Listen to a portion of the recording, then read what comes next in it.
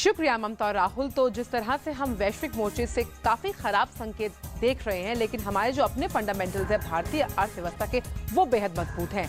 आखिर और कौन सी खबरें हैं जिन्होंने टॉप लाइंस बटोरी हैं आर्थिक जगत में, नजर डालते हैं खास खबरों पर। सबसे पहले आर्थिक मामलों के सचिव शक्तिकांत दास का बयान, वैश्विक मंदी के बीच 7.6% की विकास दर काबिल तारीफ। शेयर बाजार में तो है गिरावट, लेकिन ये है अस्थायी। उन्होंने साफ तौर पर कहा कि भारत के जो फंडामेंटल्स हैं वो अभी मजबूत हैं और रुपए के अवमूल्यन से डरने की जरूरत नहीं है। अच्छा नहीं है बैंकों का रिजल्ट, बैलेंस शीट को दुरुस्त करने की है बेहद जरूरत। आरबीआई गवर्नर रघुराम राजन ने कहा, बैंकों के एनपीए यानी बैड लोन्स की समस्या को दूर करने के लिए गहरी सर्जरी करने की जरूरत है। इससे ही भविष्य में बैंकों के लोन ग्रोथ को मजबूती मिलेगी। बैंक अब सोच समझकर लोन देंगे।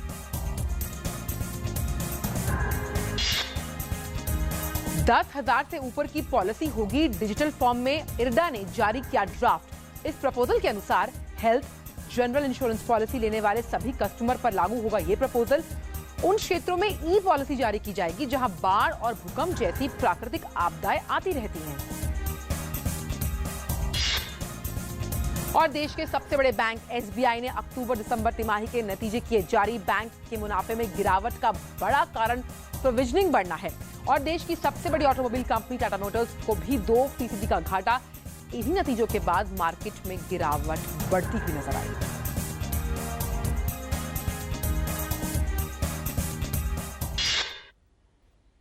और महत्वपूर्ण खबरों के बाद अब रुख कर लेते हैं बजट की सीरीज का और आज जानते हैं कि वित्त मंत्री अरुण जेटली से लोग क्या चाहते हैं कि वो 29 फरवरी को जब बजट पेश करे तो उनकी आकांक्षाओं को नए पंख मिल जाएं।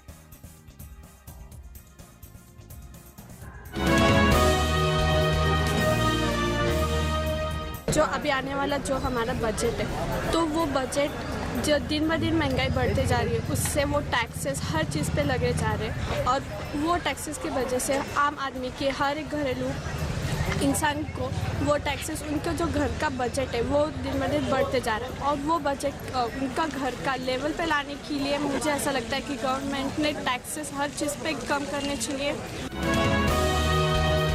जो बजट आ रहा है उसमें पेट्रोल के दाम तो कम होते ही है, लेकिन वो बहुत बार कम ज़्यादा होते हैं, लेकिन इस बार ही मुझे ऐसा लग रहा है कि गैस के दाम भी कम होना चाहिए, क्योंकि हमारे घरेलू जो ज़्यादातर चीज़ें हैं वो हमारी घर जो गृहिणी है उनके लिए गैस ज़्यादा मायने रखता है। तो इसलिए इस बार गैस के दाम कम होना चाहिए और वो रियली होना चाहिए या सिर्फ बोलना नहीं चाहिए। तो आम छात्र भी काफी सजग दिखाई पड़ रहे हैं महंगाई के मुद्दे को लेकर। और अब रुक करते हैं बजट की पाठशाला का, देखते हैं आज क्या खास है उसमें आपके लिए।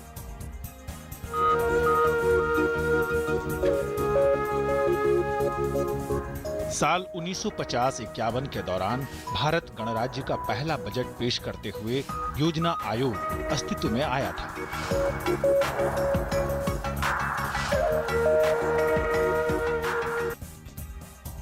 और इस पाठशाला के बाद अब रुख कर लेते हैं अब विनिर्माण क्षेत्र का। लगातार हम आपको इस तरह की कहानियां दिखा रहे हैं जहां पर प्रधानमंत्री की महत्वाकांक्षी योजनाओं को बल मिल रहा है आम लोगों के जुड़ने से। लेकिन अगर हम विनिर्माण यानी कि मैन्युफैक्चरिंग की बात करें, जिसके बारे में प्रधानमंत्री कह चुके हैं कि हमें एक मैन्युफैक्चरिंग हब बनाने की जरूरत है, किस तरह से वो जीडीपी में अपना अहम योगदान देखता है, आइए देखते हैं इस खास रिपोर्ट में।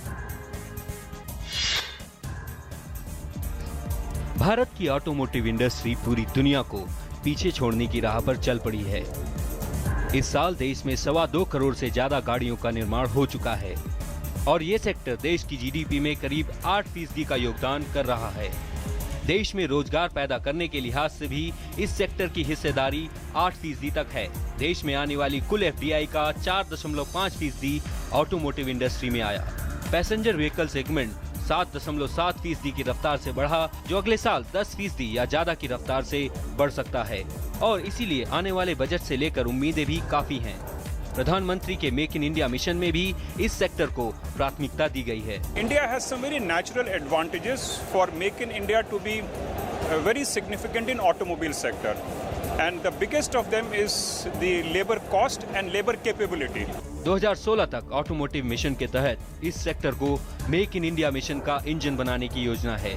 मिशन है कि जीडीपी में इस सेक्टर के योगदान को 8% से बढ़ाकर 12% किया जाए और 6.5 करोड़ लोगों को नौकरियां दी जाएं। दुनिया के बड़े ऑटो ब्रांड्स भारत में ही अपनी गाड़ियां बनाने की तैयारी में हैं। बीते 15 सालों में दुनिया के ऑटोमोटिव बाजार में भारत का स्थान 14 से अब 6ठे स्थान पर आ चुका है, जो दिखाता है कि भारत ऑटोमोटिव मैन्युफैक्चरिंग के लिहाज से पसंदीदा जगह बनता जा रहा है। कारोबार के माहौल को और भी आसान बनाने के लिए इस सेक्टर को बजट से काफी उम्मीदें हैं। यहाँ ग्रेटर नोएडा में चल रहे ऑटो एक्सपो ने ये तो साबित कर दिया कि auto industry make in India program में अपनी छाप छोड़ने के लिए पूरी तरह तैयार है। कैमरा पर्सन राजेश रिक्की के साथ वेंकट रामन, डीडी न्यूज, न्यू दिल्ली। तो ऑटो इंडस्ट्री जो है वो रोजगार के लिए काफी विकल्प मौजूद करवाते हैं युवाओं को लेकर। अब रुक कर लेते हैं दुनिया भर के बाजारों का। सबसे पहले हम शुरुआत करेंगे एशियाई बाजारों के सूचकांकों के साथ। लेकिन अगर देखा जाए तो निकाई में 520 अंकों की गिरावट, वहीं हैंगसेक 742 अंकों का गोता लगाते हुए। लेकिन राहत की खबर देखिए, एसएक्स निफ्टी 93 अंकों की बढ़त के साथ कारोबार करता हुआ नजर आ रहा है। उम्मीद कर सकते हैं कि भारतीय शेयर बाजार आज दबाव के साथ नहीं, हरे निशान के साथ खुले। वहीं Dow Jones, S&P 500, Nasdaq, banking जो क्षेत्र है, अगर हम पूरी वैश्विक अर्थव्यवस्थाओं की बात करें, चाहे वो जापान हो, यूरोप हो या फिर यूएस, बैंकिंग क्षेत्र में जो दबाव हम देख रहे हैं उसकी वजह से सभी के सभी सूचकांक टूटते हुए, क्योंकि एक खासतौर पर जो ब्याज दरें हैं, चाहे अगर हम यूरोपियन सेंट्रल बैंक की बात करें या फिर फेडरल रिजर्व की बात करें, और इनको लेकर जो फैसले लिए जा रहे हैं उसकी वजह से बैंकिंग क्षेत्र दबाव में। रुक करते हैं यूरोपियन बाजार का। यहाँ पर भी हेल्थ सेक्टर के जो आंकड़े हैं वो कमजोर थे। बैंकिंग सेक्टर के कल जो कुछ नतीजे आए कुछ बैंक्स के, वो काफी कमजोर है, जिसकी वजह से 135 फुट्सी और डैक्स 264 अंक रखता हुआ। फुट्सी का ये 2013 से भी न्यूनतम स्तर है अगर हम उसकी बात करें। भारतीय बाजारों की अगर बात की जाए तो कल सेंसेक्स ने 807 अंकों का गोता लगाया, 22,951। हम यही मार्च का महीना था 2015 में जब सेंसेक्स से 30,000 को छुआ था, लेकिन आज सेंसेक्स में करीबन 800 अंकों की गिरावट। वहीं अगर करेंसी की बात करें तो रुपया 67 को पार करता हुआ करीबन 44 पैसे कमजोर होता हुआ, जहां पर डॉलर की मजबूती साफ तौर पर रुपए के लिए परेशानी का सबब बनती जा रही है। लेकिन शक्तिकांत दास, जो कि आर्थिक मामलों की जानकार है, सचिव है, उन्होंने साफ तौर पर कहा कि डरने की बात नहीं है, हम फिर भी हमारे फंडामेंटल्स मजबूत हैं। अगर हम यूरो की बात करें तो 10 पैसे का मामूली उछाल यूरो को लेकर। कमोडिटी स्पेस, जो ब्रेंट के भाव है वो भले ही $30 प्रति बैरल के आसपास कारोबार कर रहे हैं 2.5% की गिरावट के साथ, लेकिन नाइमेक्स क्रूड कल अपने 13 साल के न्यूनतम स्तर पर पहुंच गया, करीबन $26 प्रति बैरल के आसपास वो कारोबार कर रहा है। सोने में देखें 25-26 हज़ार का लेवल लगातार हम इस मॉर्निंग शो में डिस्कस कर चुके हैं, लेकिन आज देखिए सोना 29,734 डॉलर की मजबूती का असर है 1,400 रुपयों की बढ़त के साथ। वहीं चांदी का भी यही हाल है, 38,195, 1,400 रुपए की बढ़त के साथ चांदी कारोबार कर रही है। और आज शुक्रवार का कारोबारी सत्र है, आखिरी सत्र। आपसे सोमवार को मुलाकात होगी। बाकी खबरों के लिए वापस चलते हैं ममता और राहुल के पास।